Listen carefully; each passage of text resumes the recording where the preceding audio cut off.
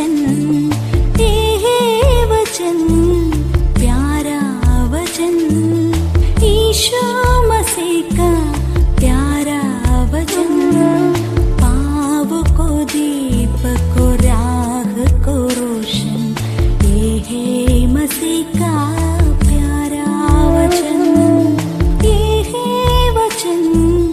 परमेश्वर के धन्य नाम की महिमा हो। प्रभात मनन के सत्र 2015 में आप सभी का बहुत ही विनम्रता के साथ स्वागत करता हूं। आइए आज के मनन के लिए हम पढ़ते हैं इब्रानी अध्याय 10 पद 24।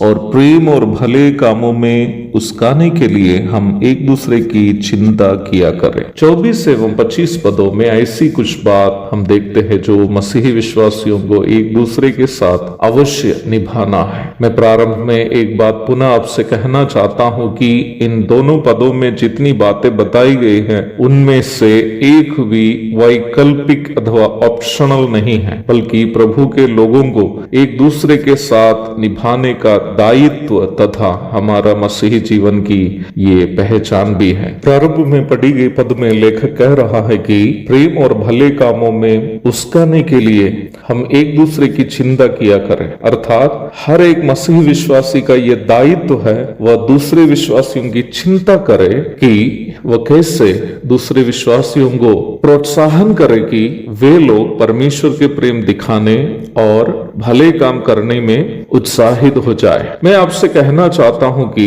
यद्यपि हम अपने प्रचार प्रसार से कुछ हद तक एक दूसरे को इस विषय में अवश्य उसका तो सकते ही है, परंतु जितना हम इसे अपने जीवन से करके दिखाने से लोगों को उकसाया जा सकते हैं, उतना कभी भी हम अपने प्रचार प्रसार से कभी उकसाया नहीं जा सकता है। आप में से कई ऐसे भाई बहन होंगे मुझसे परमेश्वर का वचन सुनने के द्वारा परमेश्वर के प्रेम में तथा अन्य आत्मिक गतिविधियों में प्रोत्साहित हुए होंगे।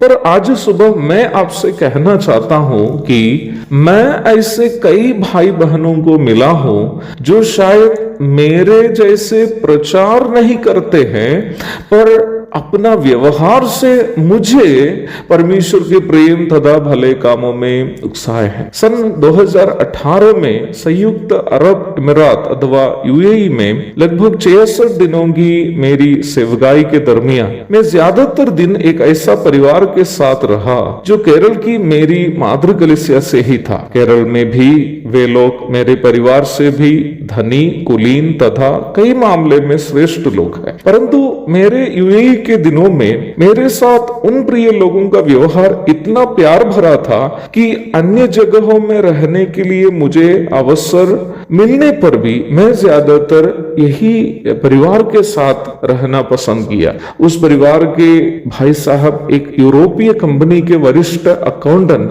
तथा दुबई एवं पेरिस के बीच में इस प्रकार यात्रा करने वाला एक व्यक्ति है जैसे कि मैं और आप बाजार में सब्जी खरीदने जाते हैं। जिस दिन मेरी सेवा खत्म हो गया था, मुझे दुबई से कोलकाता की ओर फ्लाइट पकड़ने के लिए इसी ब्रदर के घर से निकलना था। मैंने उनसे शू पॉलिश करने का ब्रश मांगा।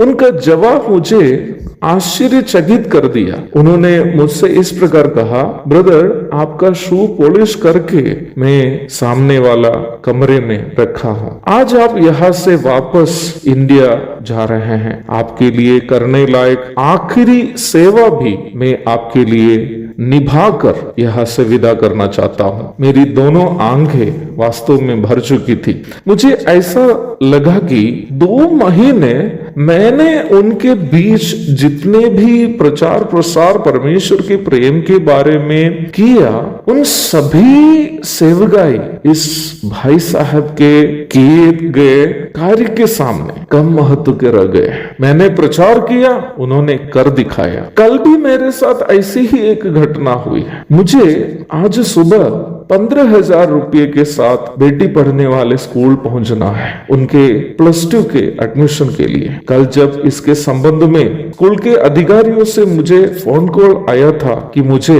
आज 9 बजे तक 15,000 रुपये के साथ स्कूल पहुंचना है, मेरे पास बेटी का एडमिशन के लिए पर्याप्त मात्रा में रुपये नहीं था। परंतु कल दोपहर के बाद मुझे एक व्हाट्सएप मैसेज मिला महाराष्ट्र से, एक विधवा एवं बीमार आंटी जो 70 वर्ष से भी अधिक उम्र के बुजुर्ग है, जिन्होंने ना मुझे ना मैंने कभी उनको देखा, अपना बीमार हालात में मेरे लिए 10,000 रुपये भेज दिए। आज 9 बजे उसी पैसे लेकर मुझे मेरी बेटी का एडमिशन के लिए जाना है। मैंने कल रात पारिवारिक प्रार्थना सभा में बेटी से कहा, देखो जिस रुपये से कल आपका एडमिशन लेने के लिए हम जाएंगे, वो रुपये परमेश्वर ने भेजा है एक बुजुर्ग बीमार आंटी के द्वारा। मैंने यह बात इसलिए उनको बताया ताकि भले काम करने में मेरे बच्चे उस आंटी के द्वारा उकसाया जा सके, प्रोत्साहित हो जा सके। एक और शुभ दिन की धन्य कामनाओं के साथ आज का मनन में यहाँ समाप्त करता। प्रभु आप सबको आशीष दे कि प्रेम और भले काम में आप दूसरे को उकसाने वाले हो। आमीन।